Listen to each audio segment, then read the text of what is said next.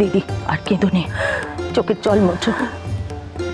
বাড়ি ভর্তি লোকজন, কেউ এসে শুধলে কি উত্তর দেবে দিদি?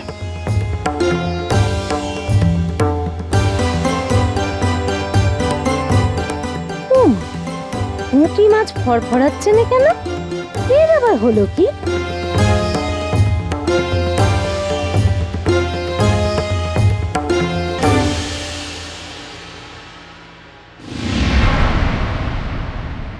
আরে মঞ্জে,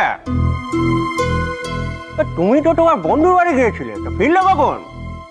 এই তো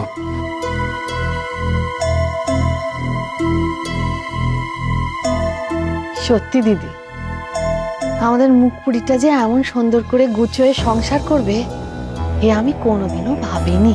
খুব ভালো মেয়ে আপনাদের, ভারী লক্ষ্মী মন। বাপ মামারা মেয়ে দিদি, তবে মেয়েটার পুণ্যের জোর আছে।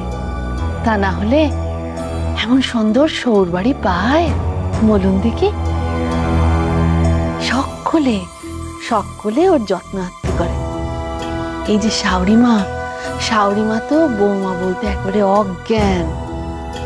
আর আমার জামাই বাবা যেমন, তার কথা কি বলবো দিদি, একেবারে চোখকে হারায়। মাথায় করে রেখেছে আমাদের আশা মা, মাথায় করে রেখেছে।